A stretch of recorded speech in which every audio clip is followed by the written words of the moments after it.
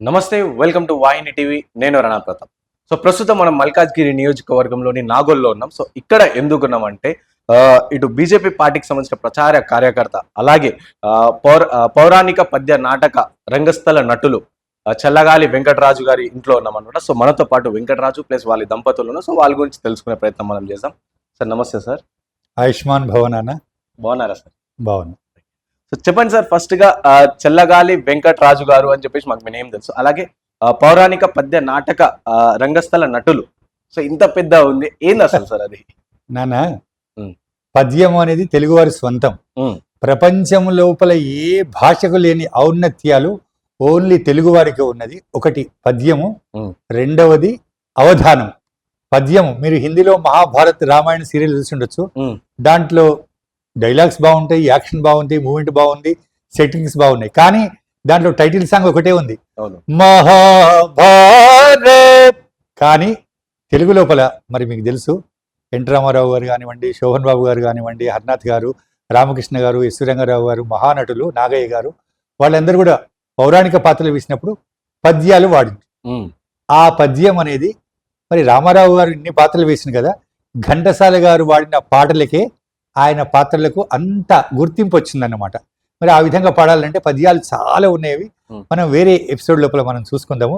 అదన్నమాట పద్యము గొప్పతనం. పౌరాణిక పద్య నాటక రంగస్థల నటుడు. నేను కృష్ణుడు, అర్జునుడు, దుర్యోధనుడు, సత్యహరిశ్చంద్రుడు, బిల్వమంగళుడు ఇలాంటి పాత్రలు ఎన్నో వేసిన మనం వేరే సందర్భం లోపల మాట్లాడుకుందాం. ప్రేక్షకులకు ఆ విషయం తెలుస్తుంది.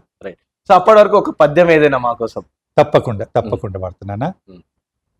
పద్యము నిజంగా నువ్వు అన్నట్లు పద్యము తెలుగువారి స్వంతం. ఆ పద్యం పాడుతుంటేనే నా శరీరం మొత్తం పులకరించిపోతుంది. 5 సంవత్సరాల వయసు లోపల నేను భగవద్గీతను చదివేవాడిని. ఓకే.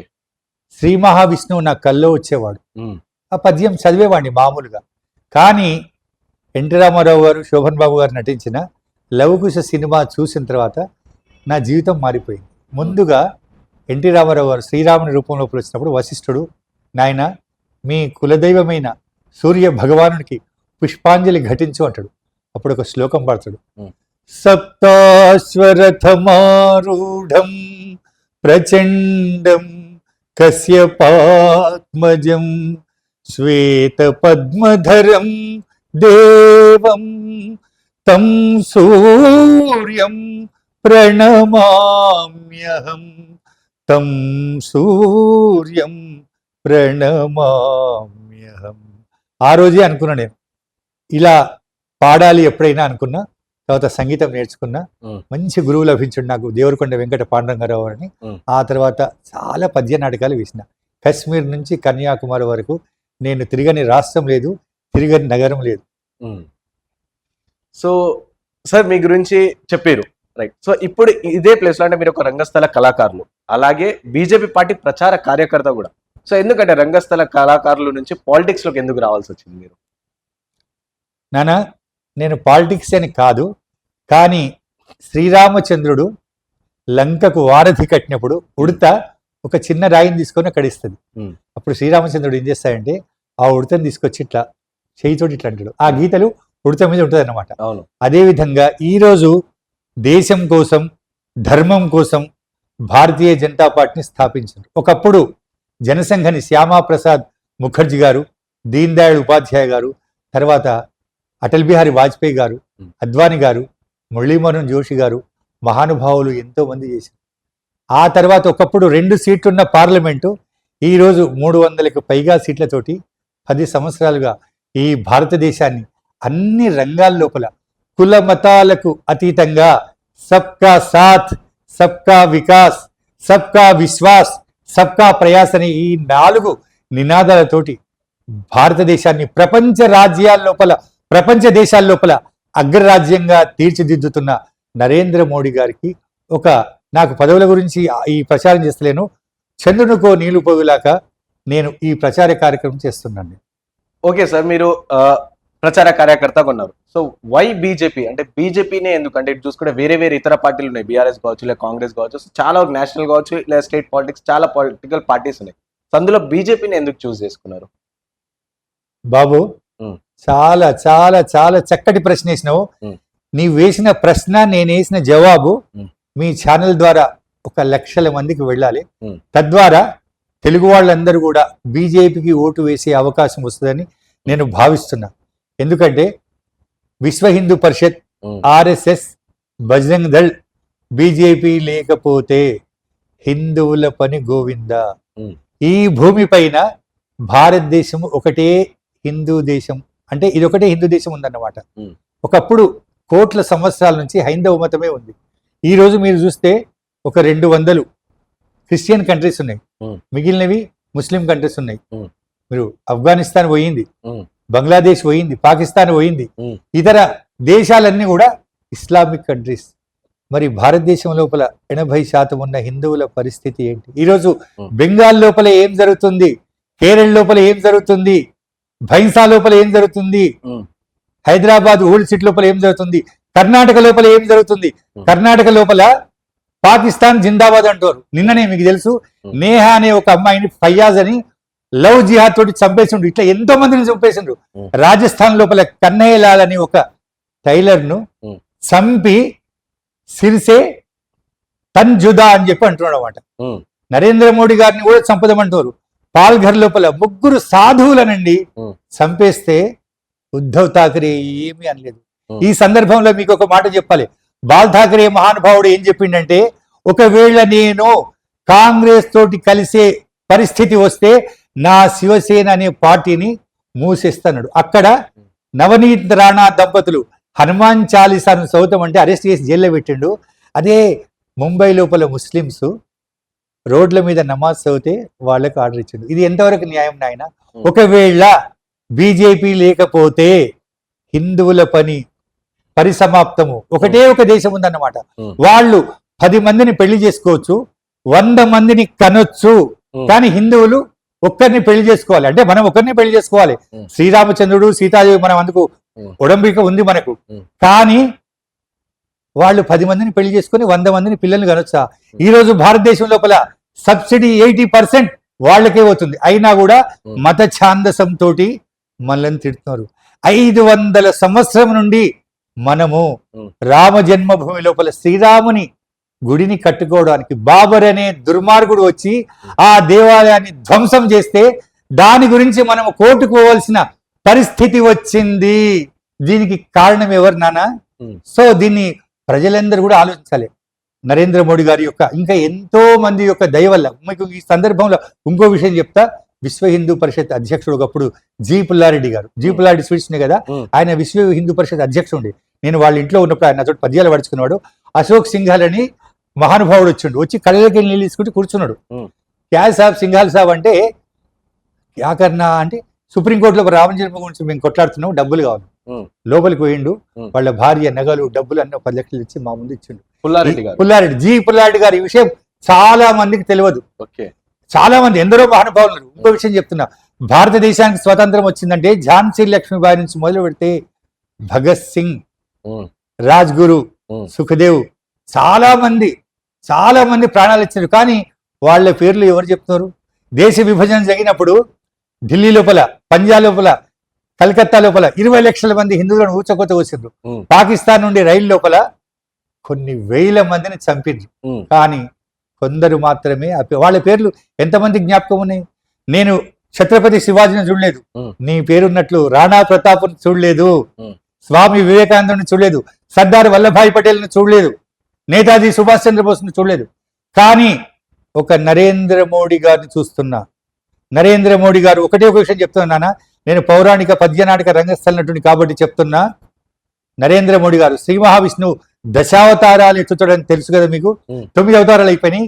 కల్కి అవతారం లోపల ఈ భారతదేశాన్ని, హిందూ సమాజాన్ని ఉద్ధరించడానికి వచ్చిన మరో కల్కి అవతారము శ్రీయుతులు నరేంద్ర మోడీ గారు. మరో విషయం, సర్దార్ వల్లభాయ్ పటేల్ గారు లేకపోతే మనము ఈరోజు ఈ భాగ్యనగరంలో ఉండేవాళ్ళము కాదు. రజాకర్లు, నిజాం గారు ఎంత ఘోరంగా చేసిండ్రు. తెలంగాణ సాయుధ పోరాట వీళ్ళను ఊర్లలో పడి చంపి స్త్రీలను వివస్త్రలను చేసి నగ్నంగా బతుకమ్మ ఆడించారు. అటువంటి నిజాం నవాబ్ మంచోడా? అటువంటి రజాకర్లు మంచోళ్ళా? అటువంటి ఖాసిం రజ్వీ మంచోడా? ఇది ఎక్కడ న్యాయం అండి? నాకు అర్థం కాదు ఈ విషయం. ఈ సందర్భంగా మరో విషయం చెప్తున్నా. కశ్మీర్ లోపల బాబు అప్పుడు నువ్వు పుట్టినవోలే తెలియదు 1990s లోపల కశ్మీర్ పండితులను చంపి రే తుమ్లోగా తుమారే జోరోంగు లేడీస్ కు చోటుకే చెలియావన్నారు. కశ్మీరీ పండితులను ఊచకొత కోసిండ్రు. కానీ నరేంద్ర మోడీ గారి దయ వల్ల ఈరోజు 370 ఆర్టికల్ తీసేసి ఈరోజు కశ్మీర్ నుంచి కన్యాకుమారి వరకు ఒక్క ఉగ్రవాదం కూడా లేదు. ఒకటే ఒక విషయం నాన్న, మన తలకు డ్రైవింగ్ చేసేటప్పుడు హెల్మెట్ ఎంత అవసరమో భారతదేశానికి బీజేపీ పార్టీ అంత అవసరము.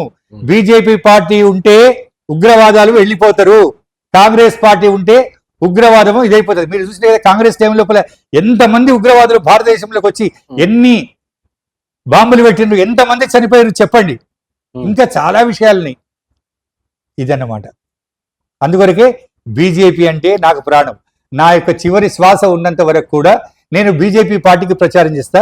మన యొక్క తెలంగాణ రాష్ట్రపు బీజేపీ అధ్యక్షుడు కేంద్ర మంత్రి శ్రీయుతులు కిషన్ రెడ్డి గారు, అదేవిధంగా బీజేపీ పార్టీ ఉపాధ్యక్షులు శ్రీ గంగిడి మనోహర్ రెడ్డి గారు తదితరుల ఆదేశం మేరకు నేను ఈ బీజేపీ పార్టీకి ప్రచారం చేస్తున్నా. అదేవిధంగా నేను బీజేపీ పార్టీకి 6 పాటలు వాడినా.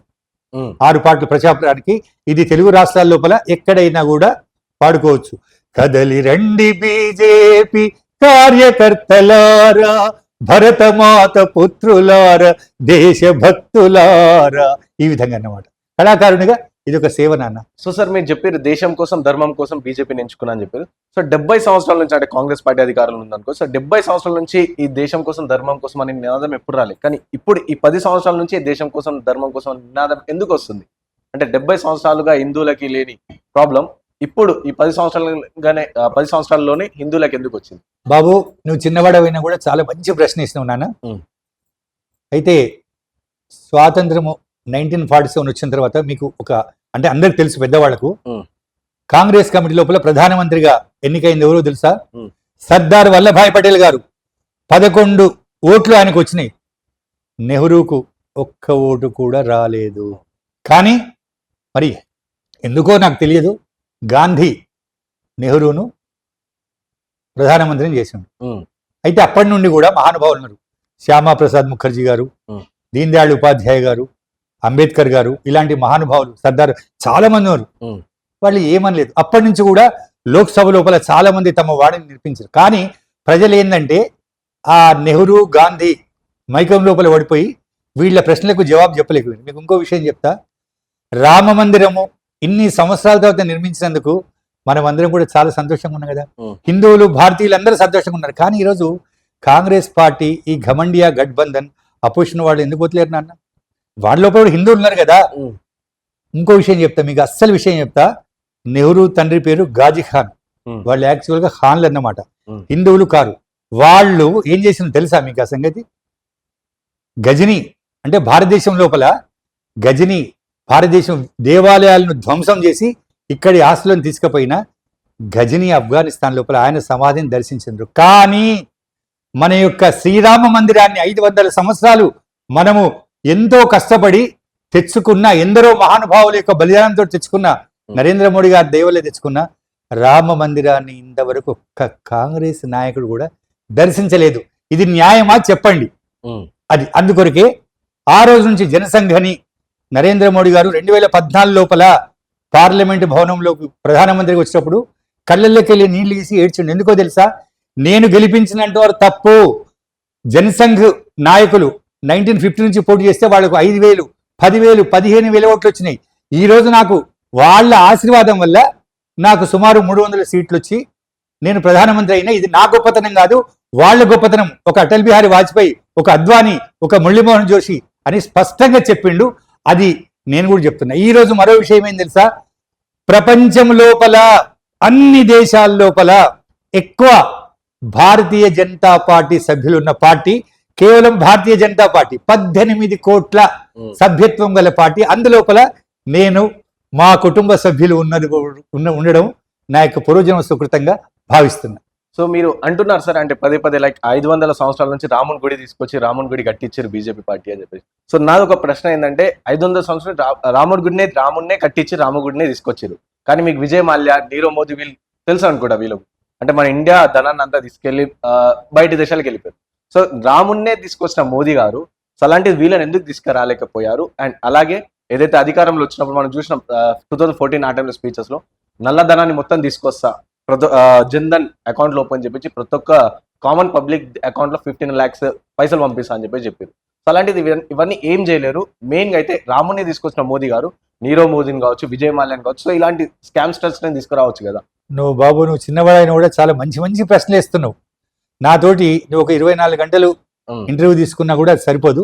సరే, మీ సమయాభావంలో ఓకే.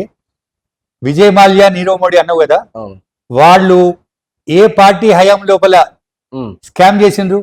కాంగ్రెస్ పార్టీ హయాం లోపల. వాళ్ళు పారిపోయింది ఎప్పుడు? కాంగ్రెస్ పార్టీ టైంలో. వాళ్ళ యొక్క ఆస్తులన్నీ సీజ్ చేసి 1000 కోట్ల రూపాయలను తీసుకొచ్చిండు. అయితే మనము ఇప్పుడు వాళ్ళు లండన్ లోపల దాక్కుంటే మనం లండన్ అటాక్ చేసి మనం వాళ్ళని తీసుకురాలేము కదా. కొన్ని పద్ధతులు ఉంటాయి అన్నమాట, వాళ్లకు మనకు కొన్ని అనుబంధాలు ఉంటాయి. అదే విధంగా ఈ రోజు పాకిస్తాన్ లోపల ఎంతో మంది ఉగ్రవాదులు ఉన్నారు, మనం పోయి వాళ్ళని తీసుకురాలేం కదా. కానీ ఉగ్రవాదుల యొక్క నడుము విరగొట్టిండు నరేంద్ర మోడీ గారు. కాంగ్రెస్ పార్టీ హయాం లోపల కశ్మీర్ లోకి ఎంతో మంది ఉగ్రవాదులు పంపించండు. ఈ రోజు రావడం ఎందుకు తెలుసా మీకు? కొన్ని లక్షల కోట్ల దొంగ నోట్లను భారతదేశానికి పంపించాడు. ఈ మధ్యనే ఒక ముస్లిం ఏం చేసిందంటే పాకిస్తాన్ లోపల ఆత్మహత్య చేసుకున్నాడు. ఎందుకో తెలుసా? 30,000 కోట్ల దొంగ నోట్లను ఆయన ప్రింట్ చేసిండు. ఎప్పుడైతే డిమానిటేషన్ చేసిండో నరేంద్ర మోడీ గారు, ఖతం వాళ్ళ పని అయిపోయింది. ఈ రోజు ఒక ఉగ్రవాది వస్తున్నాడు, ఏదో అడపా వస్తున్నారు, వాళ్ళు భూస్థాపితం అయిపోతున్నారు. ఇదన్నమాట కారణం. కానీ నరేంద్ర మోడీ గారు వదలరు. ఒక విషయం ఏంటంటే నరేంద్ర మోడీ గారిని ఎంత బద్నాం చేస్తున్నారు. మరి మత్స్యావతారం నుంచి బుద్ధుని అవతారం వరకు కూడా ఎంతో మంది అప్పుడు రాక్షసులు ఉన్నారు, ఇప్పుడు కూడా ప్రతిపక్షాలు అనే గఠబంధన్ అనే రాక్షసులు ఉన్నారు, ప్రతిపక్షాలు ఉన్నారు. దానికి భయపడాల్సిన అవసరం లేదు. ఎందుకంటే మంచి సుపరిపాలన, మనకు రామరాజ్యం రావాలంటే మళ్ళీ నరేంద్ర మోడీ గారే ప్రధానమంత్రి కావాలి, మళ్ళీ బీజేపీ పార్టీ రావాలి. మరో విషయం మీకు చెప్తున్నా, నరేంద్ర మోడీ గారు కూడా ఏమంటారంటే 400 పార్ అంటున్నారు. కానీ నేనేమంటే తెలుసా? బార్ 500 పార్. నేను జ్యోతిష్కుని కాదు, త్రికాల వేదిని కాదు. కానీ ఈ రోజు దేశభక్తులందరూ కూడా బీజేపీకి ఓటేస్తున్నారు. ఇక్కడ మరో విషయం చెప్పాలి బాబు, మొన్న కర్ణాటక లోపల, తెలంగాణ లోపల మన బీజేపీ పార్టీ ఎందుకు ఓడిపోయిందని మీరు అడగవచ్చు. దానికి సమాధానం చెప్తా. అంటే మన వాళ్ళు ఏంటంటే ఏమనుకోరంటే పోలింగ్ డేను హాలిడేగా ఎంజాయ్ చేసిండ్రు దేశభక్తులందరూ కూడా. అందుకొరకే కర్ణాటక లోపల 58 సీట్ల లోపల 500, 1000, 1500, 2000 తేడా ఓట్లతోటి బీజేపీ ఓడిపోయింది. కానీ మళ్ళీ చెప్తున్నా, నేనేమంటే తెలుసా? హర్ బార్ 500 పార్ బీజేపీ పార్టీ జీతేగా. జబ్ తక్ చాంద్ ఔర్ సూరజ్ రహేగా బీజేపీ పార్టీ రహేగా. అరిచేయి అడ్డం పెట్టి సూర్యకాంతిని ఆపలేరు. భారతదేశం లోపల కూడా నరేంద్ర మోడీ గారి విజయాన్ని, అదే విధంగా ఎన్డీఏ అలయన్స్ విజయాన్ని, బీజేపీ పార్టీ అభ్యర్థుల విజయాన్ని ఎవరు కూడా ఆపలేరు.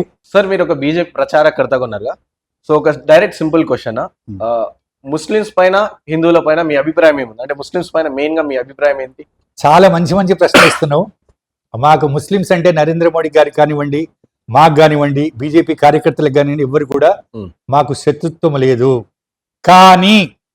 కానీ భారతదేశం గాలి పీలుస్తూ, భారతదేశం తిండి తింటూ, భారతదేశంలో ఉంటూ, భారతదేశం సబ్సిడీలు తింటూ, వందే మాతరం పాడను, జనగణమన పాడను, భారత్ మాతాకి జై అనను అనడం న్యాయమా? మేము వాళ్ళందరినీ కూడా మా సోదరులకి వస్తాం ఖచ్చితంగా, నో డౌట్. ఎందుకు ఈరోజు భారతదేశం లోపల, భారతీయ జనతా పార్టీ లోపల ఎంతో మంది ముస్లిమ్స్ ఉన్నారు, ముస్లిమ్స్ మినిస్టర్స్ ఉన్నారు, ఎమ్మెల్యేస్ ఉన్నారు. మాకు అలాంటిది లేదు. వాళ్ళంతకు వాళ్ళు గుమ్మడికాయలు దొంగ అంటే భుజాలు చదువుకున్నారంటే దానికి మేమేం చేయలేము. మళ్ళీ చెప్తున్నా, సబ్కా సాత్, సబ్కా వికాస్, సబ్కా విశ్వాస్, సబ్కా ప్రయాస్. మరి నరేంద్ర మోడీ గారు ఇన్ని సేవా కార్యక్రమాలు చేస్తున్నారు కదా. నువ్వు ముస్లిం వా, నువ్వు క్రిస్టియన్ వా, నువ్వు జైనుడవా అని కుల మతాలకు అతీతంగా ఇస్తున్నాడు కదమ్మా. ఇది మీరందరూ కూడా, మీరు మాకంటే మేధావులు. రవి చూడని చోటును కవి చూస్తాడు, రవి కవి చూడని చోటును electronic media, print media, social media చూస్తుంది. కాబట్టి మీరు ఇవన్నీ కూడా ప్రజల్లోకి తీసుకుపోవాలి. రీసెంట్ గా మనం ఒక కమెంట్ చూసాం, అంటే మోదీ గారు చెప్పారు, ఓకే కాంగ్రెస్ పార్టీ గెలిస్తే ఆస్తులన్నీ ముస్లిం పార్టీలకు వెళ్ళిపోతాయి అని చెప్పేసి, ముస్లింలకు వెళ్ళిపోతాయి అని చెప్పారు. సో దానిపైన మీరేం కమెంట్? నరేంద్ర మోడీ గారు ఇన్ని సంవత్సరాలు ఇటువంటి స్టేట్మెంట్ ఇవ్వలేదు. కానీ నిన్న ఈ స్టేట్మెంట్ ఇచ్చినందుకు చాలా చాలా చాలా సంతోషంగా ఉంది. ఎందుకో తెలుసా? కాంగ్రెస్ పార్టీ ఎన్నైతే చట్టాలు చేసిందో ప్రతి చట్టం మీరు బాగా కూలంకషంగా గమనించండి, హిందువులకు వ్యతిరేకంగా ముస్లింకు సపోర్ట్ గా చేసింది. ఉదాహరణకు చెప్తా, వాళ్ళు కనుక ఒకవేళ మీ ఇల్లు కానివ్వండి మా ఇల్లు కానివ్వండి ఇది వక్ఫ్ బోర్డుకు సంబంధించిందంటే అది మనకి ఇచ్చేసేయాలన్నమాట. కశ్మీర్ నుంచి కన్యాకుమారి వరకల్లా కశ్మీర్ లోపల ఏం చట్టాలు చేసిండ్రు, ఈ మధ్య తమిళనాడు లోపల ఏం జరుగుతుంది, కేరళ లోపల ఏం జరుగుతుంది, మొత్తం కూడా హిందువులకు వ్యతిరేకంగా చేసిన చట్టాలు. నరేంద్ర మోడీ గారి యొక్క పాదపద్మాలకు నేను నమస్కారం చేస్తున్నా. ఇన్ని రోజులకు ఆయన ఎప్పుడు కూడా ఆ స్టేట్మెంట్ ఇవ్వలేదు. ఇంతకంటే చాలా ఉన్నాయన్నమాట.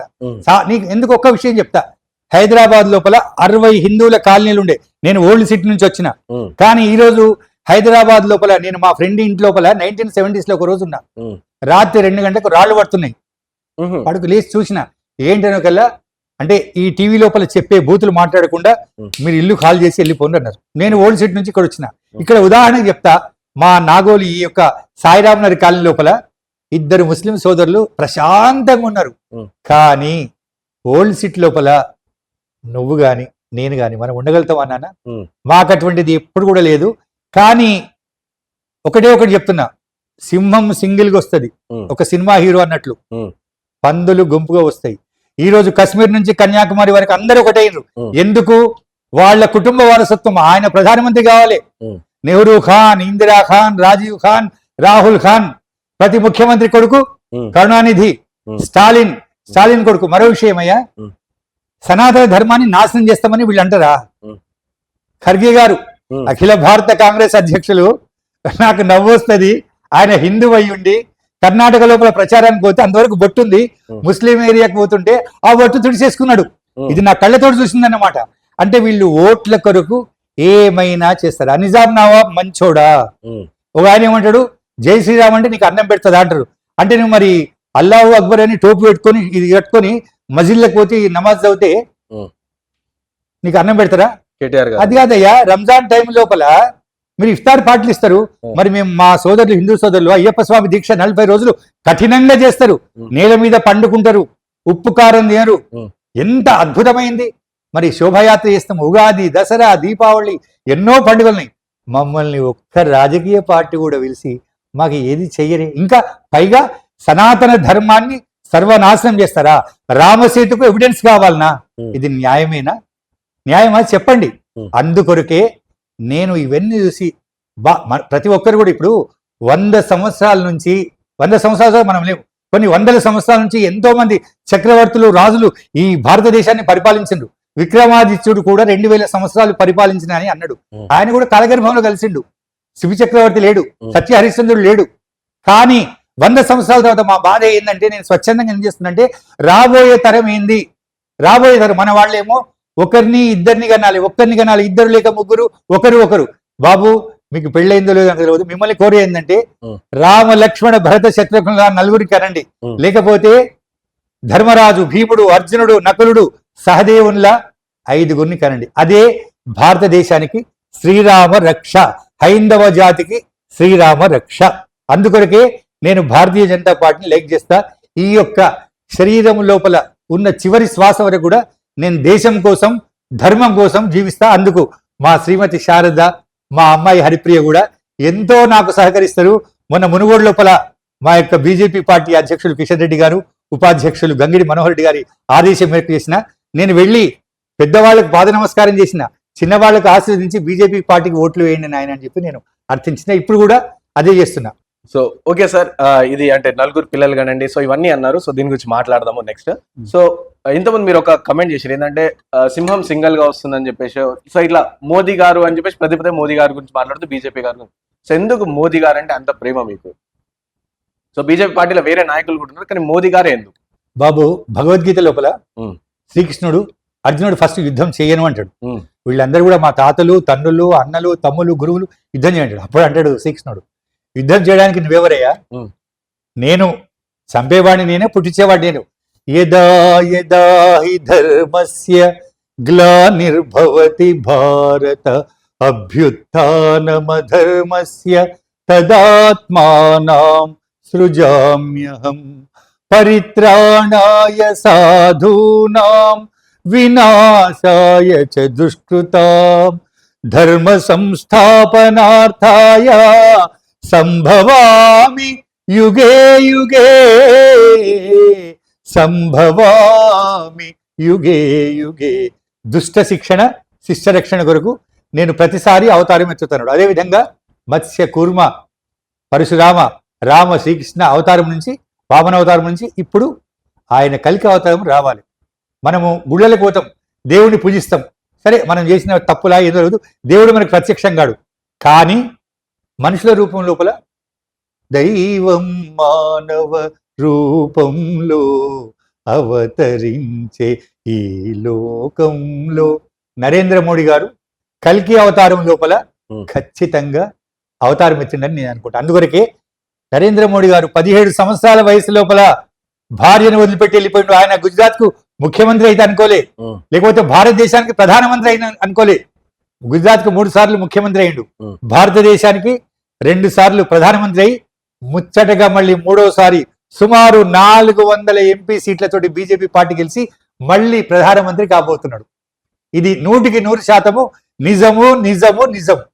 ఓకే సార్, ఇప్పుడు నార్మల్ గా మీరు 3వసారి కూడా ప్రధానమంత్రి నరేంద్ర మోదీ గారే అని చెప్పేసి అంటారు. సో మన ఇండియాలో కావచ్చు, మన తెలంగాణలో ముఖ్యంగా చూసుకుంటే ఏ రాజకీయ నాయకుడు 2 టర్మ్స్ అంటే 5 సంవత్సరాలు 10 సంవత్సరాల కన్నా ఎక్కువ ఉన్న పదవిలో ఉన్నది లేదు, దాఖలాలు లేవు అసలు. సో అలాంటిది అంటే రీసెంట్ గా కేసీఆర్ ని కూడా చూడొచ్చు, లేదా ఇంతకుముందు చూసుకుంటే ఇందిరాగాంధీని కూడా చూడొచ్చు. సో అలాంటిది ఇప్పుడు నరేంద్ర మోడీ గారు 3rd టర్మ్ అవుతారని చెప్పేసి గ్యారంటీ ఏముంది? అంటే చేంజ్ చేసే ఆప్షన్ ప్రతి ఒక్కళ్ళ మైండ్లో ఒక సాలరాబై 10 ఏళ్ళు చాలు, సో ఇంకో నెక్స్ట్ ఇయర్ వేరే ఛాన్సెస్ అనే భావనలు ఉంటుంది. అలాగే ఇప్పుడు తెలంగాణలో కాంగ్రెస్ పార్టీ కూడా అలాగే వచ్చింది. సో సెంటర్ లో కూడా రేపు చేంజ్ అవ్వచ్చు కదా, ఒకవేళ చేంజ్ అయితే కాంగ్రెస్ పార్టీ కదా ఆల్టర్నేటివ్. కాంగ్రెస్ పార్టీ ఒకప్పుడు 300 నుంచి 400 సీట్లు గెలిచిన ఉంది 84 లోపల. అవును, అప్పుడు నువ్వు పుట్టేది బాబు. ఇందిరాగాంధీ గారు చనిపోయినప్పుడు 400 సీట్లతో గెలిచి రాజీవ్ గాంధీ ప్రైమ్ మినిస్టర్ అయ్యింది. అవునా? కానీ ఈరోజు అంటే అటువంటి పార్టీ ఇన్ని పార్టీలతోటి గఠబంధన్ ఎందుకు చేసుకుంది? దీనికి ఇది ఒక్కటి జవాబు. తర్వాత వాళ్ళందరికీ కూడా శరద్ పవార్ని తీసుకోండి, కరుణానిధిని తీసుకోండి, లేకుంటే ఇంకా ములాయం సింగ్ యాదవ్ని తీసుకోండి, లేకపోతే మన కేసీఆర్ గారిని తీసుకోండి, కాంగ్రెస్ పార్టీ టోటల్ గా కాంగ్రెస్ పార్టీ వాళ్ళ కుటుంబం తప్ప ఇంకోరు రావద్దు. అందరూ ఎవరైనా సరే, లాలూ ప్రసాద్ యాదవ్ ఘనత వహించిన లాలూ ప్రసాద్ యాదవ్ గారు ఈ రోజు ఆయన కొడుకు తేజస్వి యాదవ్ ఇంకో కొడుకున్నాడు, తర్వాత 2 వీసా భారతి, ఇంకో అమ్మాయి కూడా ఉందన్నమాట. వాళ్ళందరూ అంటే వాళ్ళే. నరేంద్ర మోడీ గారి బలం ఏంటంటే నీతి నిజాయితీ, ప్రతిపక్షాల బలహీనత అవినీతి, కుటుంబ పరిపాలన. ఒకటి నేను ఒక్క మాట అడుగుతున్నాను, ఇప్పుడు నరేంద్ర మోడీ గారికి స్విస్ బ్యాంక్ లో ఎంత డబ్బు ఉంది, లేకుంటే భారతదేశం లోపల ఎంత ఉంది? ఇప్పుడు నువ్వు అన్నట్లు ఈ ఆల్టర్నేట్ పార్టీస్ అన్నవి చూడు, వీళ్ళ ఆస్తులు ఎంత, అది ఒక్కటి ఎంక్వైరీ చేస్తే చాలు. పాలు అయితే నీళ్ళు అవుతావు, అదే అన్నమాట. అందుకొరకే వీళ్ళందరూ కూడా ఎలుక వచ్చి పిల్లి గంట కట్టాలని చెప్పి అనుకుంటా చూడు, అదే విధంగా ఈరోజు అందరూ కలిసిందన్నమాట. కానీ భవిష్యత్తు చెప్తున్నా, నేను జ్యోతిష్కుడిని కాదు, త్రికాల వేదిని కాదు, కానీ 400కు పైగా సీట్లతోటి మళ్ళీ నరేంద్ర మోడీ గారు లాంటి మహానుభావుడు రావాలి, వస్తాడు. ముచ్చటగా 3వసారి ప్రధానమంత్రి అవుతాడు. ఇందిరాగాంధీ 17 సంవత్సరాలు చేసింది, ఆమె 3 సంవత్సరాల తర్వాత చేసింది. ఎమర్జెన్సీ పెట్టి ఆమె చాలా హిందువులకు వ్యతిరేకంగా చేసింది కాబట్టి 77 లోపల జనతా పార్టీ వచ్చింది. తర్వాత ఇది అయిపోయింది అనమాట. ఏదో మా యొక్క దయ వల్ల అటల్ బిహారీ వాజ్పేయి గారు, అద్వానీ గారు, మురళీ మనోహర్ జోషి గారు 1980 ఏప్రిల్ 6 నాడు భారతీయ జనతా పార్టీని స్థాపించారు. మరి ఈరోజు మేమందరం కూడా ఈ దేశం కోసం, ధర్మం కోసం, హిందువుల కోసం, రాబోయే తరాల కోసం, సూర్యుడు చంద్రుడు ఉన్నంత వరకు కూడా బీజేపీ పార్టీ ఉండాలి. जहाँ डाल डाल पर सोने की चिड़िया करती है बसेरा मेरा, जहाँ सत्य अहिंसा और धर्म का पग पग लगता डेरा, वो भारत देश है मेरा, ये నరేంద్ర మోడీ జీ హమారా. ఈ రోజు నేను భగవంతుని ఒకటే ప్రార్థిస్తున్నా, కశ్మీర్ నుంచి కన్యాకుమారి వరకల్లా కూడా ఓటర్ మహాశైలకు ఈ సందర్భంగా నేను చెప్తున్నా, ప్రతి ఒక్కరు కూడా మే 13 నాడు ఓటింగ్ నాడు ఇంట్లో కూర్చోకుండా భారతీయ జనతా పార్టీకి ఓట్లు వేయండి, ఎన్డీఏ అలయన్స్ కి ఓటు వేయండి. కశ్మీర్ నుంచి కన్యాకుమారి వరకు ప్రతి బీజేపీ పార్టీ అభ్యర్థిని తెలంగాణ లోపల 17 సీట్లు కానివ్వండి, లేకపోతే ఆంధ్ర లోపల 20 సీట్లు కానివ్వండి, కశ్మీర్ నుంచి కన్యాకుమారి వరకు అన్ని సీట్లు కూడా బీజేపీ పార్టీని అత్యధిక మెజార్టీతో లోక్సభ అభ్యర్థులను గెలిపించాల్సిందిగా తల వంచి పెద్దలకు పాదాభివందనం చేస్తూ చిన్నలను ఆశీర్వదిస్తూ కోరుతున్నాను. మన కోసం, రాబోయే తరాల కోసం. మరో విషయం బాబు, ఒకప్పుడు రష్యా అమెరికాని రెండు అగ్రరాజ్యాలు ఉండేవి. ఉమ్. ప్రపంచ దేశాలన్నీ విడిపోయి ఒక పక్క అమెరికా వైపు ఒక వైపు రష్యా వైపు వెళ్ళేవారు. కానీ ఈ రోజు అమెరికా ప్రెసిడెంట్ జో బైడెన్ కూడా నరేంద్ర మోడీ గారి దగ్గరకు వచ్చి ఐ వాంట్ యువర్ ఆటోగ్రాఫ్ అన్నాడు.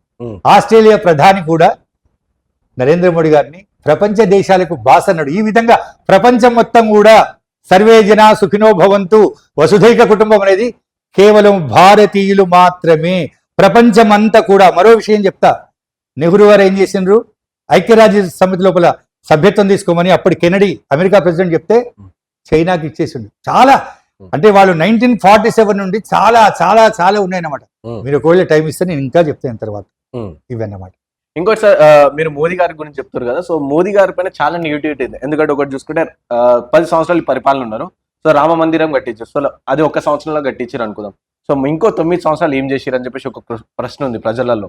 ఇంకోటి చూసుకుంటే 70 సంవత్సరాలుగా పెట్రోల్ ప్రైస్ చూసుకుంటే 70 రూపాయలు దాటలేదు. అలాంటిది 10 సంవత్సరాలలో 100 రూపాయలు ప్లస్ దాటేసింది. అది చూసుకోవచ్చు. ఇంకోటి Vande Bharat trains, bullet trains తీసుకొస్తా అని చెప్పారు. కానీ ఇండియా అత్యంత పేద దేశం అని కూడా అంటారు. అవునా? అంటే పవర్టీ చాలా ఉంటుంది, చాలా గరీబోలు ఉంటారు ఇండియాలో, బిలో పవర్టీ లైన్ కింద చాలా మంది.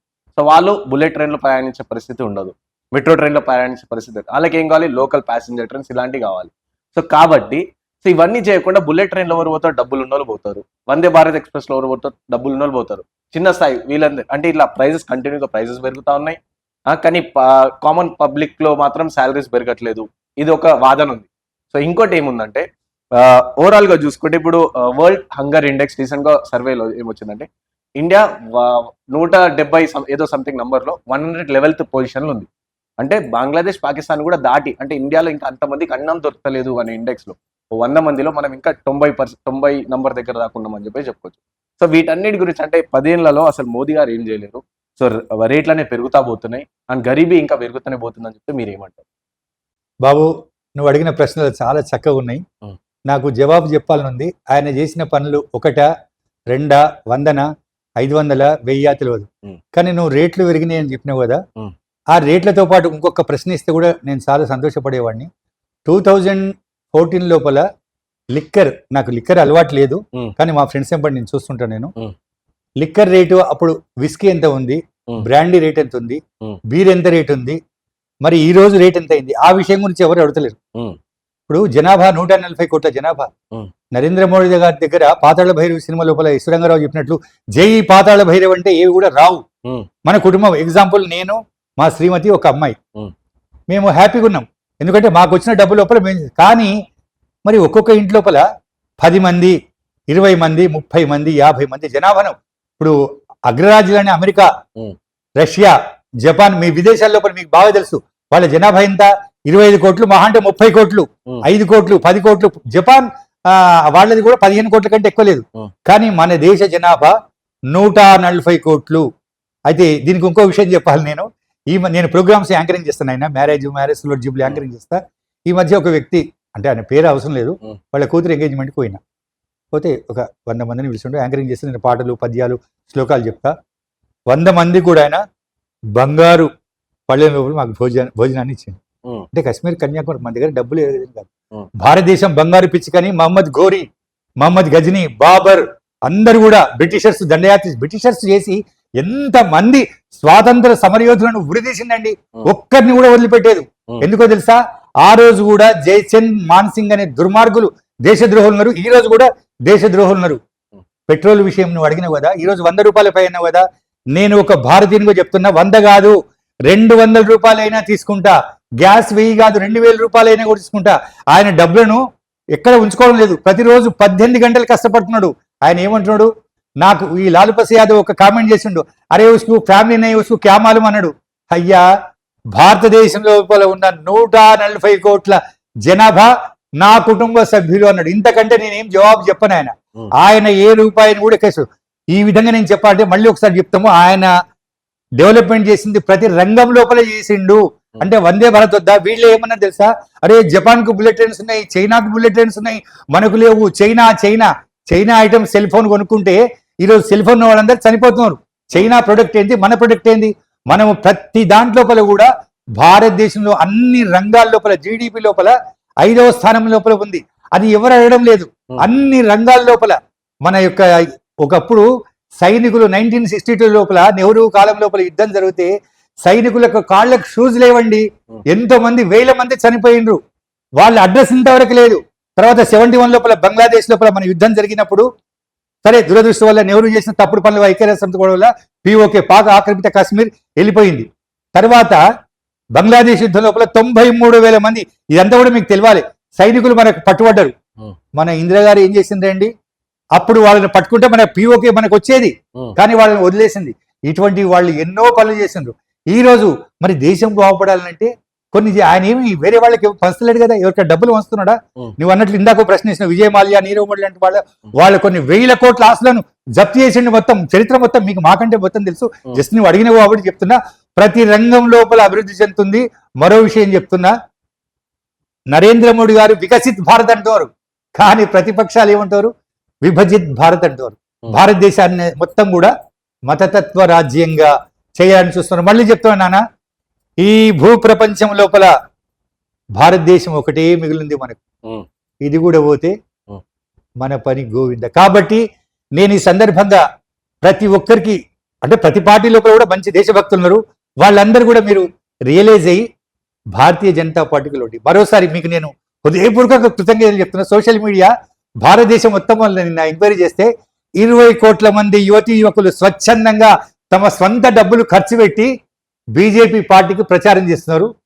నేను మళ్ళీ చెప్తున్నా, సూర్యచంద్రులు ఉన్నంత వరకు కూడా భారతీయ జనతా పార్టీ ఉంటుంది, నరేంద్ర మోడీ గారి నాయకత్వం ఉంటుంది. నేను అందుకొరకు ఏమంటా, జై శ్రీరామ్, భారత్ మాతాకి జై, వందే మాతరం. భారతీయ జనతా పార్టీ కార్యకర్తల నాయకత్వం వర్ధిల్లాలి, భారతీయ జనతా పార్టీ నాయకుల నాయకత్వం వర్ధిల్లాలి.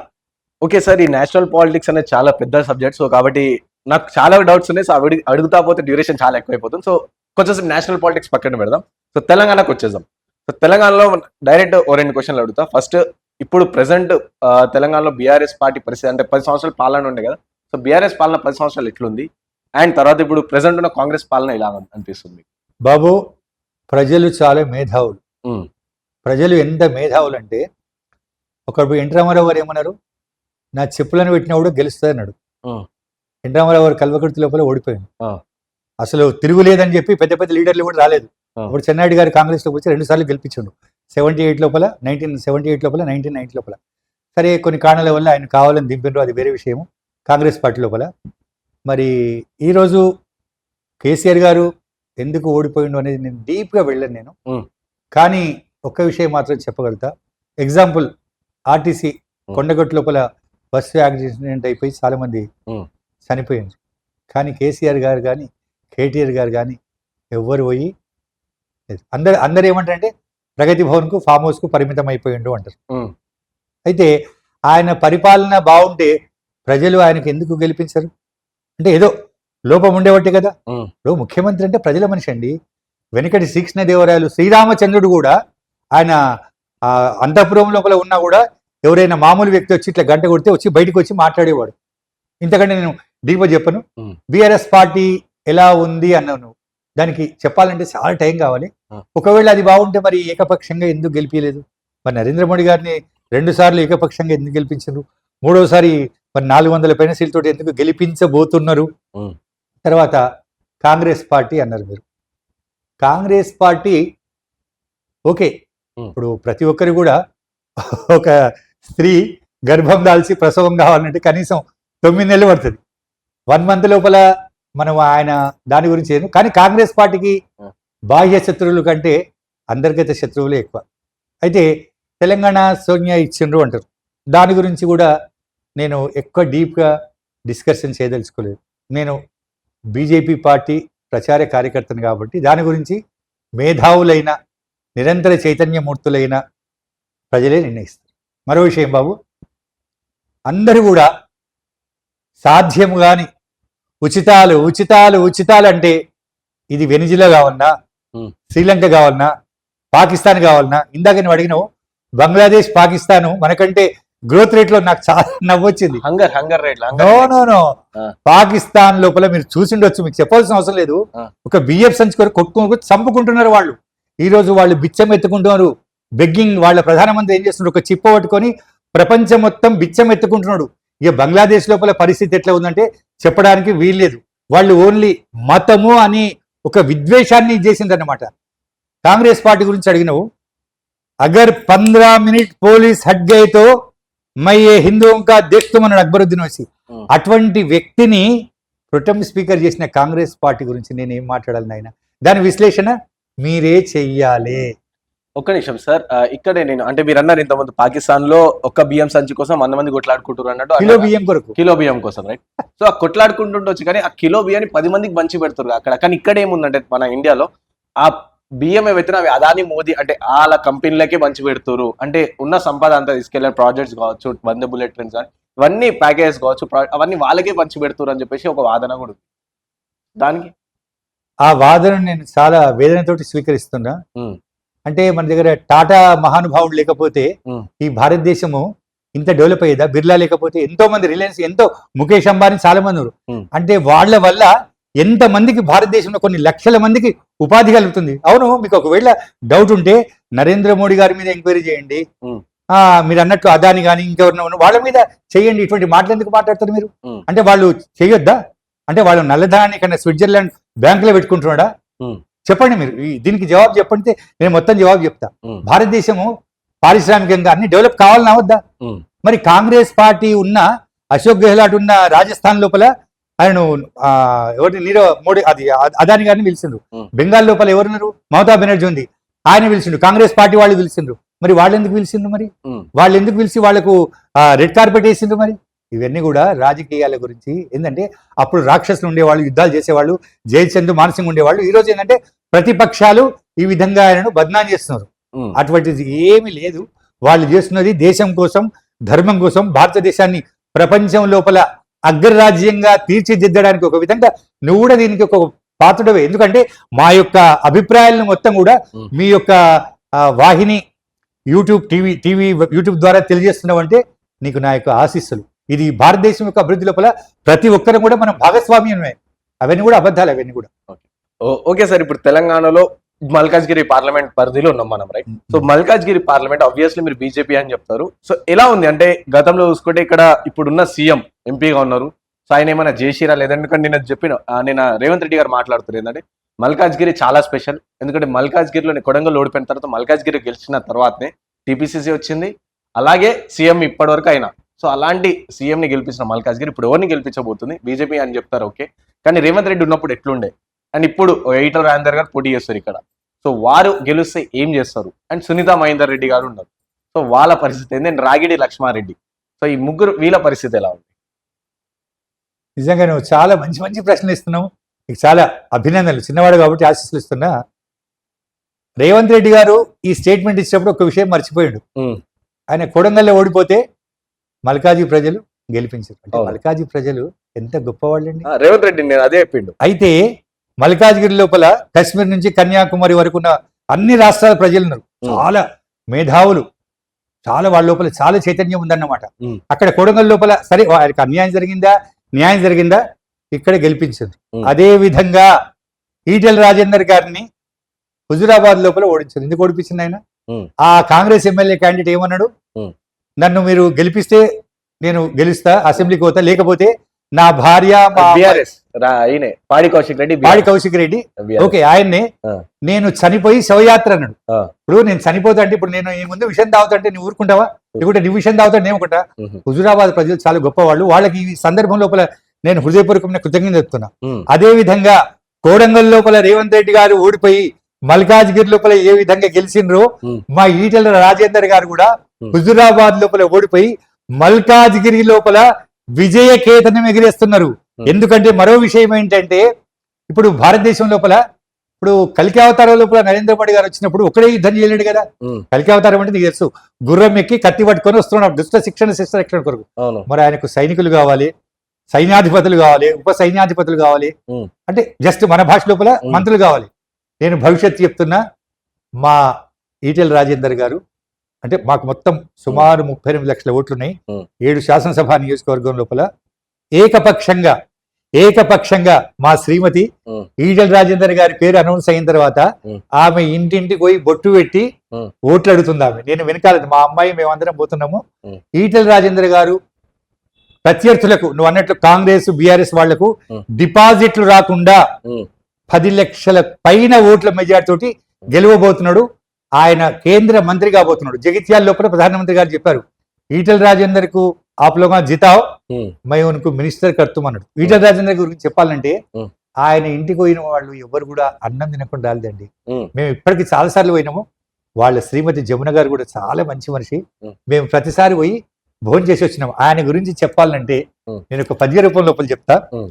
పిలిచినంతనే వచ్చి నిలిచెడి నేత, పిలిచినంతనే వచ్చి నిలిచెడి నేత, మా ఈటెల రాజేందరన్న సలక్షణుండు, ఏ సమస్యనైనా ఎల్లమే సరిజేయు ఈటెల రాజేందరన్న మా రాజసముడు, తప్పు చేసిన వేళ అప్పుడే ఖండించు ఈటెల రాజేందరన్న సక్రియ చరితుడు, తన వారినందరిన్ కను పాపలా చూచు ఈటెల రాజేందరన్న సంరక్షకుండు అనుచు జనులందరును.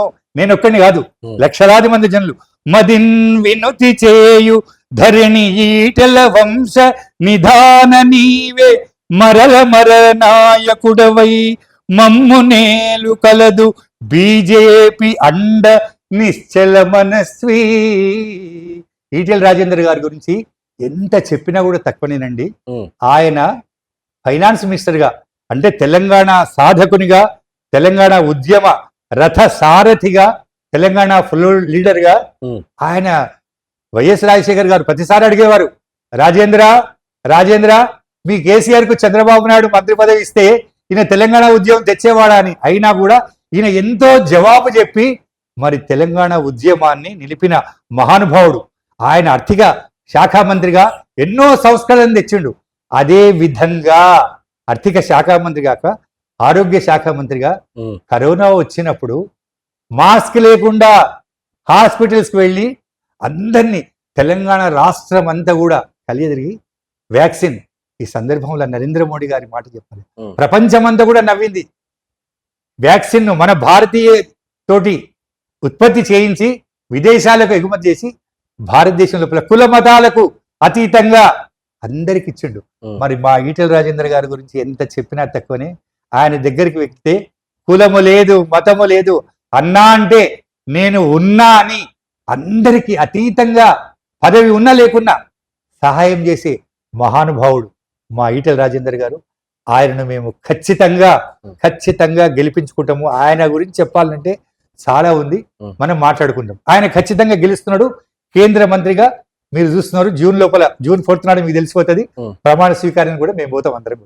అమ్మ మీరు చెప్పండి, ఈటెల రాజేందర్ గారి ఇంటికి వెళ్ళాం, చాలా సార్లు తినేసి వచ్చినాం అని చెప్పేసి మీరు చెప్పారు.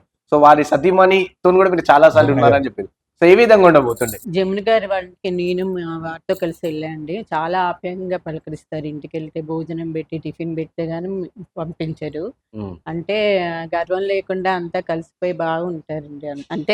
అంటే మామూలుగా చెప్తున్నాను. మరి ఈటెల రాజేందర్ గారు కూడా చాలా మంచి వ్యక్తి. అది మల్కాజ్గిరి లోక్సభ నియోజకవర్గం నుంచి పోటీ చేస్తున్నారు కదా, ఆయన గెలిపించుకోవటం మన బాధ్యత. తప్పకుండా ఆయన గొప్ప మెజారిటీ తోటి గెలుస్తారు. ఇంకో విషయం ఏంటంటే, మద్రాసులో మా కజిన్, మా సిస్టర్ కూడా ఉన్నారనమాట. మొన్న ఎలక్షన్స్ అయ్యాయి కదా, కృష్ణమోహన్ ఉమా గారు అని, వాళ్ళు కూడా బీజేపీ కోటేసాం, ప్రేయర్ చేసామని నేను ఫోన్ చేసి చెప్పింది అనమాట. నిన్ననే ఫోన్ చేసి చెప్పింది. మా కుటుంబ సభ్యులు అందరూ కూడా, నేను చెప్తాను, మా పాప చెప్తుంది, మా ఫ్రెండ్స్ గాని అందరికి చెప్తున్నాం. ఇంకా వాట్సాప్ ద్వారా అందరికి ఈటెల రాజేందర్ అంటే అటువంటి మంచి మనిషిని గెలిపించుకోవటం మన బాధ్యత అండి. అంటే ఇప్పుడు మీరు ఓటేయండి కానీ మనంతటి మనం వేసి గెలిపించుకోవాలి మంచి వ్యక్తుల్ని. ఇంకోటి ఏంటంటే, మనం డబ్బులు ఇచ్చి ఓటేసేది కూడా అది మానుకోవాలని నా అభిప్రాయం. ఇప్పుడు ఏంటంటే బీజేపీ పార్టీ వాళ్ళు అలా చెయ్యరు. వేరే పార్టీ వాళ్ళు మళ్ళీ అందరికి కార్యకర్తలకి డబ్బులు ఇచ్చి ఓటు వేయటం వల్ల ఏంటంటే, ఇప్పుడు నిజంగా ఓటు వేసే వాళ్ళు ఎవరిని గెలిపించుకుంటారో వాళ్ళు అది కోల్పోతున్నారు అనమాట. అంటే ఉచితంగా పథకాలు అవన్నీ ఇచ్చి, అంటే వాళ్ళని కూడా ఇప్పుడు డబ్బులు ఏంది ఎవరు ఓటేయరు. ఇప్పుడు నేను ఒరిజినల్ గా ఇప్పుడు చెప్తున్నా, ఎవ్వరు డబ్బులు ఏంది ఓటేయరు. అవును. కాబట్టి ఆ పద్ధతి మానుకోవాలి. అందరికీ ఉచితంగా అన్ని ఇయ్యటము అవన్నీ కూడా మానుకుని అంటే మనంతట మనం వెళ్ళి ఓటేసుకునేలా చేసుకోవాలి. అది నా బాధ్యత అండి. ప్రతి పౌరంగా బాధ్యత అది. సో ఎట్లుంటారు నార్మల్ అంటే ఈటెల రాజేందర్ గారు సతీమణి గురించి మీరు చాలా తక్కువ చెప్పారు. అంటే ఎట్లుంటారు వెళ్ళేటప్పుడు చాలా. ఏం చేస్తారు అట్లా. ఆ, అంటే ఎందుకంటే ఎవరికి తెలియదు. అంటే ఈటెల రాజేందర్ గారు తెలుసు, వాళ్ళ కోడలు తెలుసు. చాలా మంది వాళ్ళ కొడుకు కూడా మన తెలియదు. యూట్యూబ్ లో కూడా వాళ్ళ కోడలు మాట్లాడింది ఆ, విన్నాను. చాలా అంటే చక్కగా నేను చాలా సార్లు మాట్లాడింది ఆ కలిసిన పాప. అన్నమాట. సో మా మా అమ్మాయి సో వాళ్ళ సతీమణి గారి పేరు కావచ్చు, లేకుంటే వాళ్ళ కొడుకు ఎక్కువ శాతం రాదు. అలాంటిది మీరు దగ్గరికి వెళ్ళి చూసింటారు కదా. సో చూసాను. ఎట్లుంటారు అంటే ఈటెల రాజేందర్ వాళ్ళ సతీమణి మధ్యలో ఎట్లుంటారు వాళ్ళు అంటే వాళ్ళు అత్యాచారం? చాలా ఆప్యాయంగా, అంటే మనం ఫ్యామిలీలో కలిసిపోయే మెంబర్ లాగా ఉంటారండి. భార్యాభర్తలు ఇద్దరు చాలా సింపుల్ గా ఉంటారు. రాజేందర్ గారు కానివ్వండి, జమున గారు కానివ్వండి, అందరితో కలిసిపోయి, అంటే మంచి మనస్తత్వం వాళ్ళది.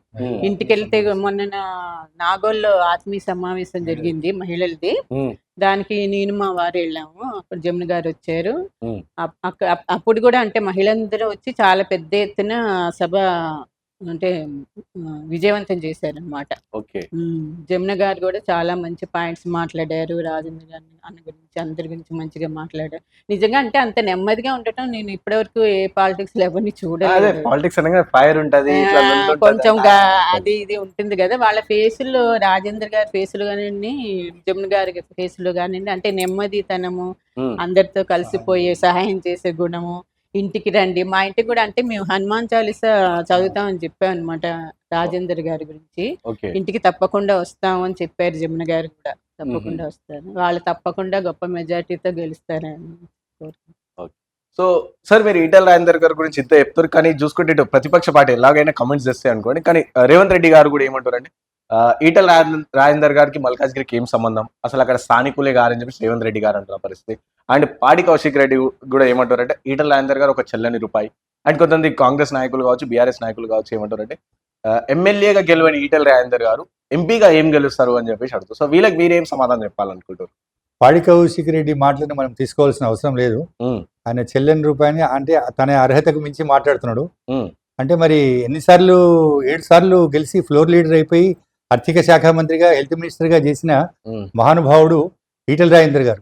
కుల మతాలకు అతీతంగా ప్రతి ఒక్కరికి కూడా సహాయం చేసే మహానుభావుడు ఈటెల రాజేందర్ గారు. ఆయన తెలంగాణ రావడానికి ఈటెల రాజేందర్ గారు కారణం అండి. మరి అటువంటి వ్యక్తి మీద ఆయన అవాకు చెవాకులు మాట్లాడు, ఆయనకు జవాబు చెప్పాల్సిన అవసరం. ఇక రేవంత్ రెడ్డి గారు, మరి రేవంత్ రెడ్డి గారు ఎక్కడ ఉన్నాయండి? కొడంగల్ నుంచి వచ్చిండు. మరి కొడంగల్ నుంచి వచ్చి మల్కాజ్గిరి లోపల, నేను అంటే ఎక్కువ కామెంట్ చేయను, మరి దీనికి మీరే విశ్లేషణ చేసుకోవాలి. కొడంగల్ ఇక్కడ, మల్కాజ్గిరి ఇక్కడ. ఇప్పుడు ఎంపీ అనేవాడు కశ్మీర్ నుంచి కన్యాకుమారి వరకు ఎక్కడ? మరి ఇందిర ఆమె మెదక్ లోపల నిలబడి గెలిచింది దేవదా. మరి రాహుల్ ఇప్పుడు రోజు వయనాడు పోయిండు, అమిత్ నుంచి వయనాడు పోయిండు, నిలబడ్డాడు. అవునా?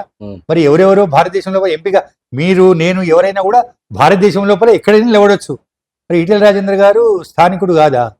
ఈటెల రాజేందర్ గారు ఒక్క మల్కాజ్గిరి, ఆయన కనుక గెలిస్తే మల్కాజ్గిరి మొత్తము ఒక, యాక్చువల్గా నేను కథ చెప్తున్నా, మల్కాజ్గిరి అంటే మల్లికార్జున స్వామి, మల్లికార్జున స్వామికి ప్రతిరూపం మల్కాజ్గిరి. మరి వెండికొండ, ఆ యొక్క పార్వతీ పరమేశ్వరుల యొక్క వెండికొండ వెళ్ళడం, ఈ యొక్క ఈటెల రాజేందర్ గారి యొక్క గెలిచిన తర్వాత, మంత్రి అయిన తర్వాత బంగారు కొండగా చేస్తాడనమాట. అంత అద్భుతంగా అభివృద్ధి చేస్తాడు. ఇందులోపల ఏ మాత్రం లేదు. ఎవరెవరో మరి ముఖ్యమంత్రి రేవంత్ రెడ్డి గారు ఆ మాట ఎందుకు రావడం నాకు తెలియదు. మరి కొడంగల్ నుంచి మల్కాజ్గిరికి వచ్చి ఎందుకు గెలిచిండండి? అప్పుడు స్థానికత్వం ఆయనకు గుర్తుకు రాలేదా? నేను అంత డీప్ పోదలుచుకోలేదు. ఇక పాడి కౌశిక్ రెడ్డి గారి గురించి నాకంటే మీకే ఎక్కువ తెలుసు. నేను నా భార్య చనిపోతాం, శవాత్రి వేసుకొని మీరు గెలవకపోతే అది పద్ధత? గెలిపోవటం సహజము. చెన్నారెడ్డి గారు ఓడిపోయిండ్రు, ఎన్ రామారావు ఓడిపోయింది, ఇందిరాగాంధీ ఓడిపోయింది, మీకు తెలుసు కదా. ఎవరెవరు కాశ్మీర్ నుంచి కన్యాకుమారి వరకు ఎందరో ఓడిపోయిండ్రు.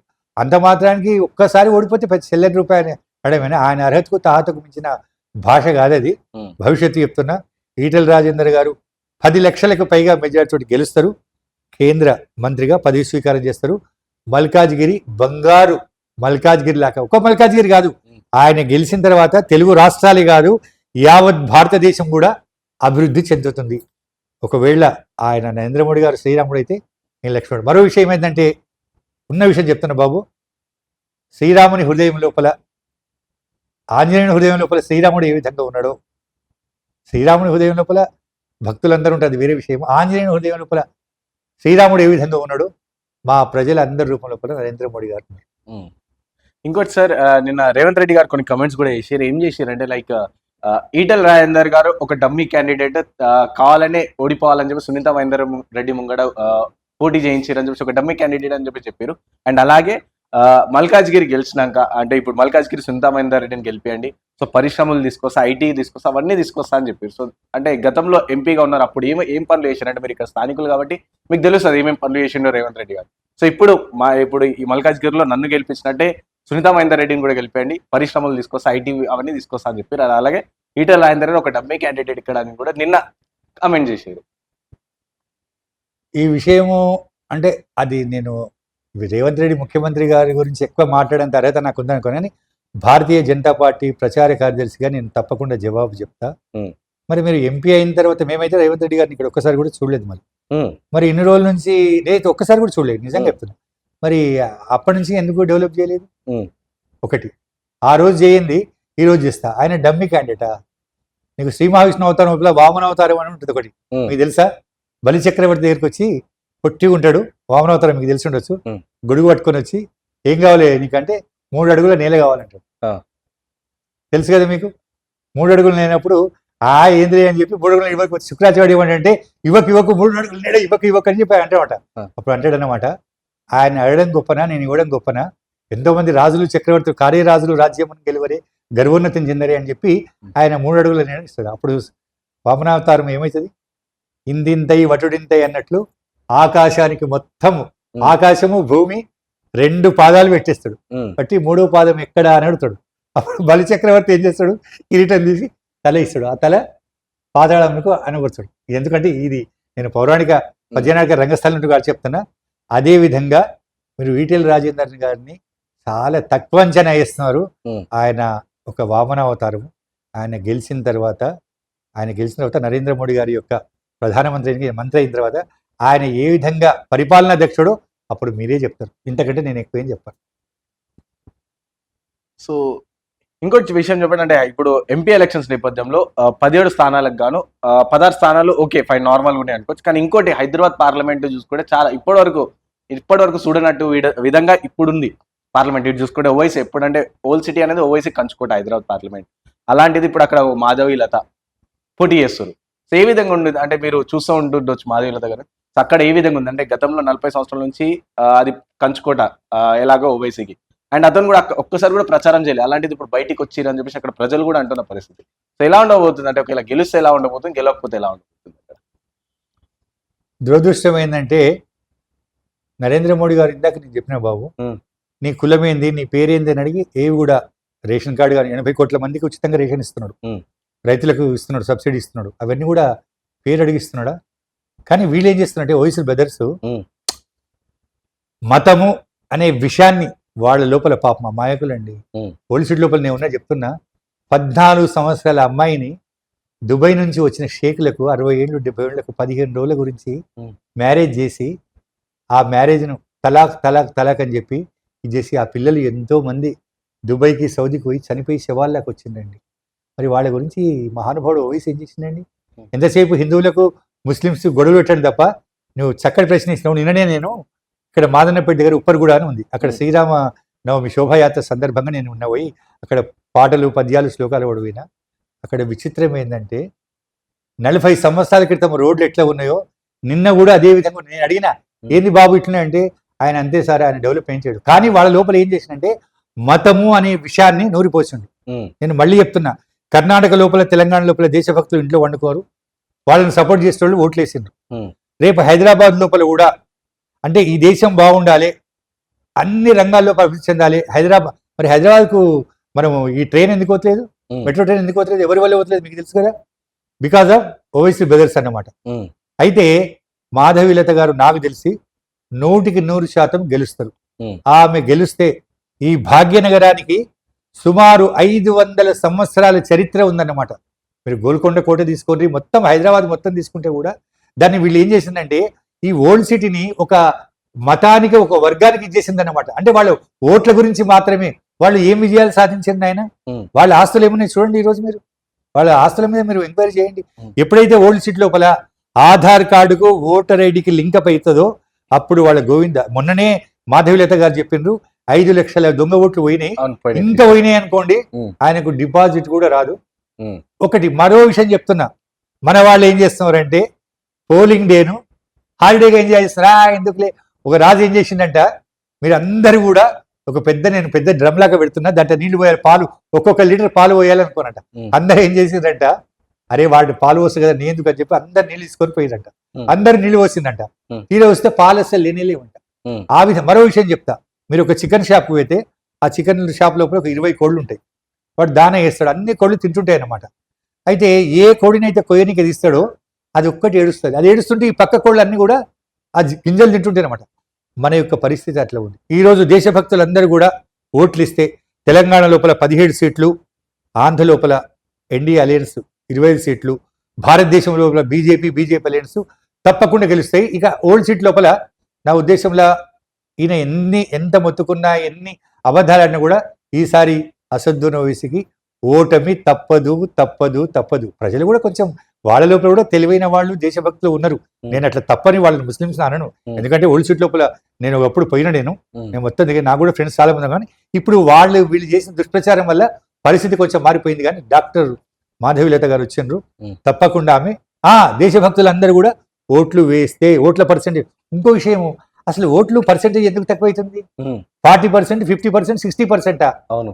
అరే నీకు ఇంట్లో సామాన్ కావాలన్నప్పుడు షాప్ పోయి అన్ని తీసుకుంటావు, నువ్వు గవర్నమెంట్ను తిడతావు, మరి నీకు ఓటు వేయండి, నీకు ప్రభుత్వాన్ని విమర్శించే అధికారం ఎక్కడ?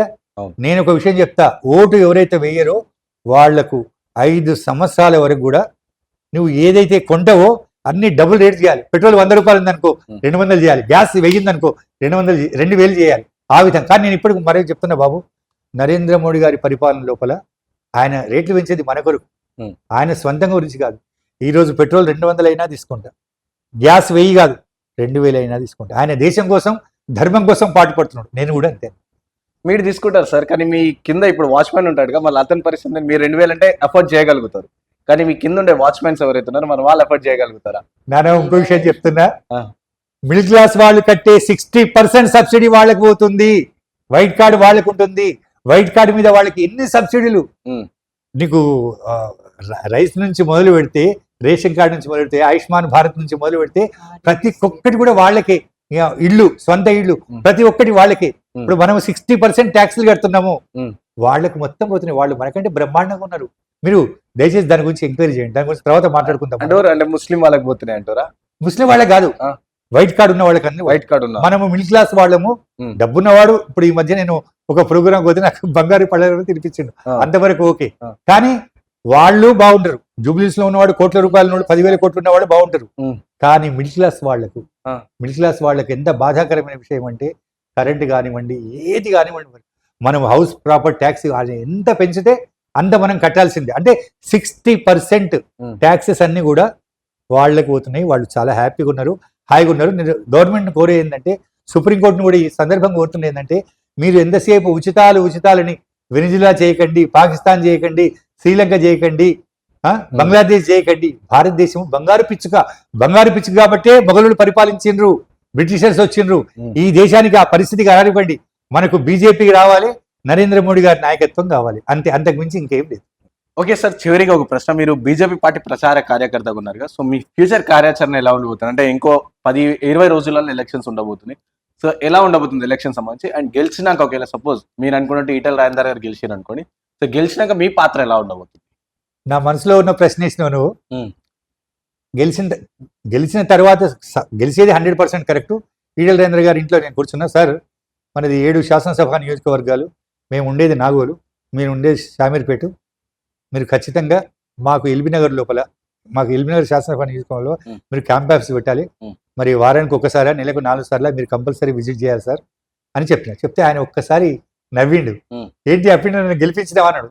సార్ నేను భవిష్యత్తు చెప్తున్నా, ప్రతి మనిషికి కూడా 6th సెన్స్ ఉంటుంది అన్నమాట. నేను ఆ 6th సెన్స్ చెప్తున్నా, మీరు గెలుస్తారు, మినిస్టర్ అవుతారు. కాబట్టి మీరు ఈ 7 శాసనసభ నియోజకవర్గాలను ఒక మంత్రిగా తెలుగు, ఆంధ్ర, భారతదేశాన్ని డెవలప్ చేస్తారు. మరి మల్కాజ్గిరిని మాత్రము అన్ని రంగాల లోపల డెవలప్ చేయాలి సార్. ఇప్పుడు అభివృద్ధి అనేది నిరంతర ప్రక్రియ బాబు. 140 కోట్ల జనాభా, నువ్వు ఎంత అభివృద్ధి చేసినా కూడా, నువ్వు ఇంటికి 1,00,000 రూపాయలు 1,00,00,000 రూపాయలు ఇచ్చినా కూడా నీకు చాలంటావా? నాకు ఇంకా కావాలంటావు. అభివృద్ధి అనేది నిరంతర ప్రక్రియ. అంటే ఒక దగ్గర ఆగిపోయే సమస్య ఉండదు. రేపు ఈటల రాజేందర్ గారు గెలిచిన తర్వాత కూడా ఎన్నో సమస్యలు ఉన్నాయి. ఆ సమస్యలన్నీ కూడా ఒక భారతీయ జనతా పార్టీ ప్రచార కార్యకర్తగా, ఒక పౌరునిగా నేను కానివ్వండి, మా శ్రీమతి కానివ్వండి, మా బంధువులు కానీ, మిత్రులు కానివ్వండి, మేమందరం కూడా ఇస్తాము. తర్వాత నరేంద్ర మోడీ గారికి కూడా కొన్ని ఏ విధంగా చేయాలనో కొన్ని మేము రాస్తాం. మమ్మల్ని అడిగండి, ఫోన్ చేసి మీరు ఈ బీజేపీ పార్టీ అంటే ఏ విధంగా దేశాన్ని అభివృద్ధి చేయాలి అంటే, నేను కొన్ని ఎవరు అడిగారు? బీజేపీ పార్టీ నుంచి నాకు ఫోన్ వచ్చింది అనమాట. మీరు ఏ విధంగా చేయాలంటే చెప్పాను నేను. సబ్కా సాత్, సబ్కా వికాస్, సబ్కా విశ్వాస్, సబ్కా ప్రయాస్ బాగుంది, కానీ ఇంకా రావాలన్నమాట. నా ఉద్దేశం ఏంటంటే, నేను ఒకటి గోమాతను జాతీయ ప్రాణిగా ప్రకటించాలి.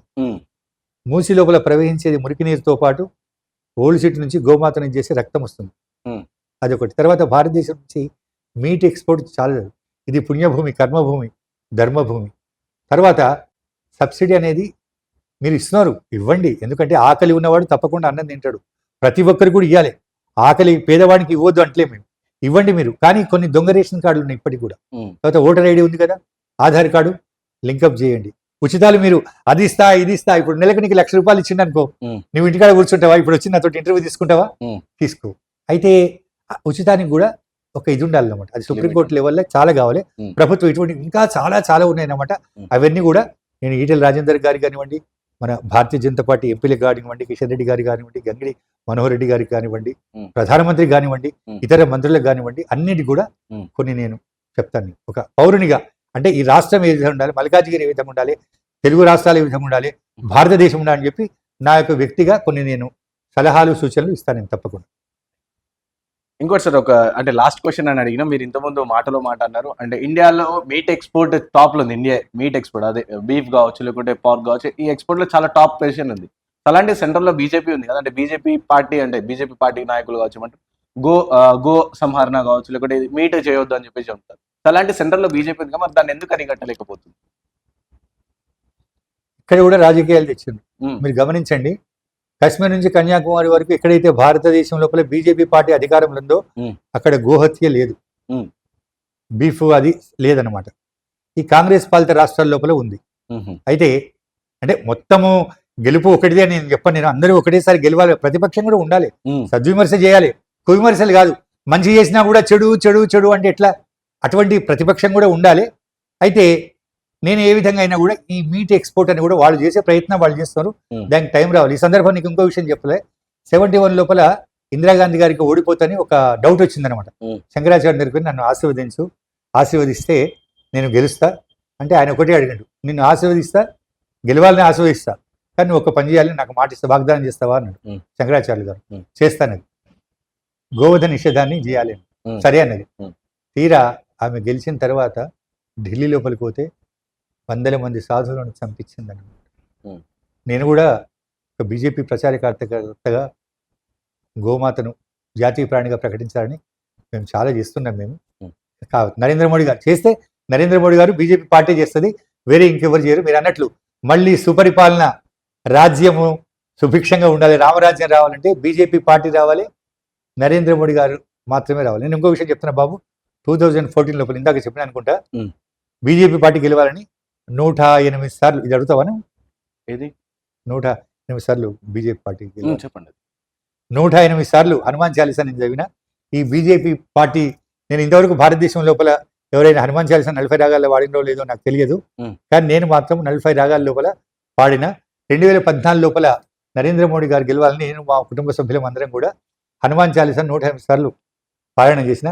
2019లో కూడా చేసిన, గెలిచిండ్రు. ఇప్పుడు మళ్ళీ భారతదేశంలో కశ్మీర్ నుంచి కన్యాకుమారి వరకు బీజేపీ పార్టీ అంటే 400 పార్ అంటారు, 500 పార్ అంటే 500 సీట్లకు పైగా గెలవాలని, మా నరేంద్ర మోడీ గారు గెలవాలి, ఈటెల రాజేంద్ర గారు గెలవాలని చెప్పి మళ్ళీ మేమందరం కూడా 108 సార్లు హనుమాన్ చాలీసాను పారాయణం చేస్తున్నాం. సో థ్యాంక్ యూ అండి, చాలా మంచిగా అనిపించింది మీతో మాట్లాడుతుంటే. కొన్ని విషయాలు నాకు తెలిసినాయి, అలాగే నేను అడిగిన ప్రశ్నలను కూడా మీరు ఎంజాయ్ చేశారు. సో చూసారు కదా, ఇది ఈ రోజు స్పెషల్ ఇంటర్వ్యూ. సో రేపు మరో వ్యక్తితో మళ్ళీ ఇంటర్వ్యూ చేద్దాం. అప్పుడు చూస్తూనే ఉండండి వాహిని టీవీ.